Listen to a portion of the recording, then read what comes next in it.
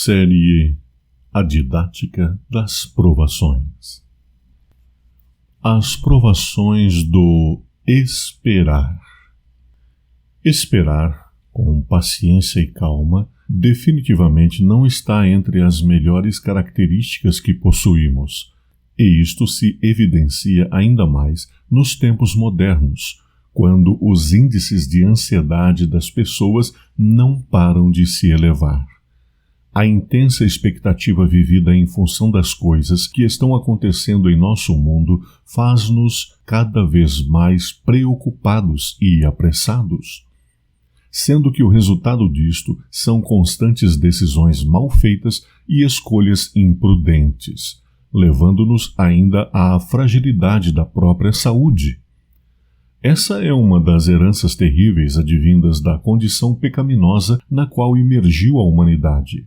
Ou seja, sob a influência do pecado, somos facilmente conduzidos a caminhos de ganância, ansiedade e obsessão por ter mais e mais, mesmo sem necessidade evidente dos bens pelos quais lutamos ininterruptamente. E isto ainda se torna mais comprometedor quando as pessoas perdem de vista valores e princípios e lançam-se à guerra pelas posses, com muita pressa pela aquisição das mesmas. Essas posses podem ser entendidas não só como sendo bens materiais, mas também como sendo subjetividades, status e poderes especiais que se possam adquirir sobre outras pessoas e sistemas. No campo espiritual, as pessoas também são diretamente afetadas por essa característica evidente de pouca ou quase nenhuma paciência para esperar. Muitos são os exemplos de personagens do registro bíblico que passaram por quedas terríveis justamente por não terem esperado conforme indicação clara e explícita do Senhor. Dentre os exemplos negativos quanto à não paciência e fé para esperar no Senhor, surge o exemplo de Abraão e Sara. Essas pessoas eram muito especiais para Deus. Mesmo tendo passado por esse momento de recaída na fé, Abraão ainda assim era tido por Deus como um grande homem e um grande amigo. Tiago 2:23. Uma pessoa separada para uma missão tão grandiosa quanto ele, revelar o amor de Deus ao mundo.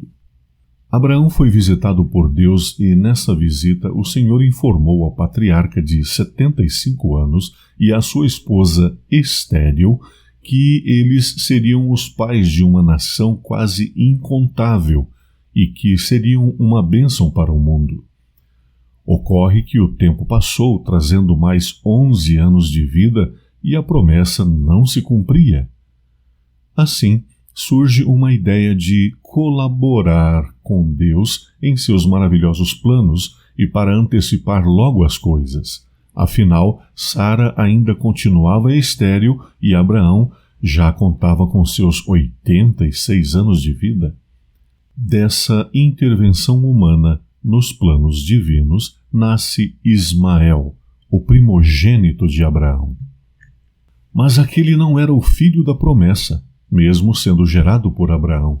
Deus fora bem claro em sua profecia: o filho nascerá de Abraão e Sara. E agora, depois dessa manifestação de ansiedade mesclada com desespero, os dois passariam por mais um longo período de prova. Mais 14 anos se passariam até o nascimento de Isaque. Sim, com um século de vida e uma esposa de 90 anos ainda estéril, Abraão recebeu a notícia alvissareira do nascimento do filho da promessa, o qual fora anunciado por Deus 25 anos antes. Mesmo assim, a experiência negativa de Abraão e sua esposa de não ter esperado e confiado suficientemente na palavra de Deus não o desqualificou como candidato a pai dos que creem, o pai da fé. Alguns anos depois do nascimento de Isaque, o idoso líder espiritual dos filhos de Deus passaria por aquela que é conhecida como a prova das provas, o sacrifício de Isaque.